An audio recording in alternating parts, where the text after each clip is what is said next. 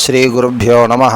ஸ்ருதிஸ்மிருதிபுராணானாம் ஆலயம் கருணாலயம் நமாமி பகவத்பாத சங்கரம் லோகசங்கரம் குருச்சரணாரவிந்தாபியாம் நமः.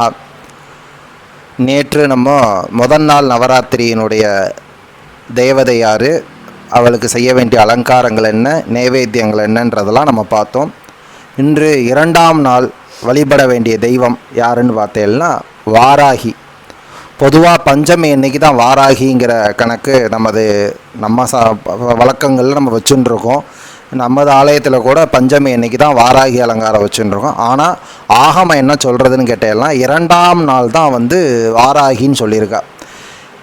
ஏன் அப்படின்னாக்க மாதங்கியினுடைய அந்த சப்த கன்னியர்கள் சப்த மாதாக்கள்னு வரைச்ச வாராகிக்கு முதல் இம்பார்ட்டன்ட் கொடுக்குறா.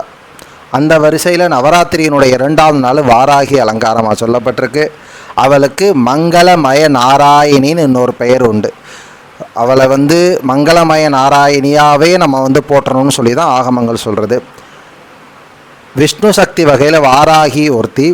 வாராகி பன்றியினுடைய வடிவம். இவளுக்கு என்ன சொல்கிறான்னா வராக முகம் கொண்டவள், பூவராகருடைய பத்னியாகவும் சில வரலாறுகள் சொல்லப்படுறது.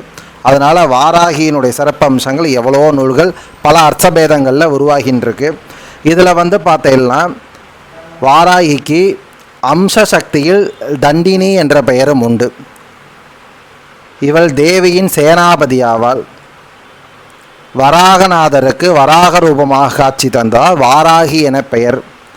இவருக்கு சூலமும் உலக்கையும் ஆயுதங்கள்.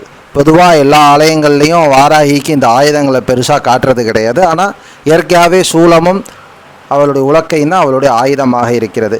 இன்று பார்த்தேன்னாக்க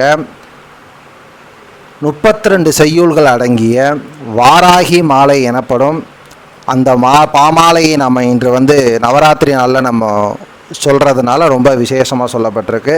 இந்த நாளில் வல்காமுனி என்ற ஒருடைய பெயரும் இவருக்கு உண்டு. காலப்போக்கில் பகலாமுகி என்று இது ஆயிடத்துன்னு சொல்கிறார். இன்றைய நாளில் நைவேத்தியம் பார்த்தேன்னாக்கா வெண்பொங்கல், இனிப்பு பலகாரம் செய்யணும். பொதுவாக வாராகிக்கு நவராத்திரி அல்லாத காலங்களில் அவளுக்கு பூமியிலிருந்து வரப்பட்ட காய்கறிகள், பூமிக்கு அடியில் எந்த காய்கறிகள் இருக்கிறதோ, என்ன பழங்கள் கிடைக்கிறதோ அதுதான் வாராகிக்கு ரொம்ப பிரீத்தி.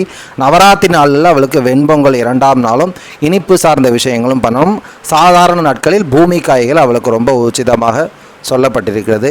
இரண்டாம் நாளில் வாராகி அம்மனை பூஜித்து வாராகி பாமாலைகள் சொல்லி வாராகி அம்மனுக்கு பிடித்த நைவேத்தியங்களை செய்து வாராகிக்கு உரிய ஸ்லோகங்களை செய்து பூஜைகள் செய்து பலன் பெறணும் கேட்டுக்கிறோம். நம பார்வதி பதையே அரகர மகாதேவா.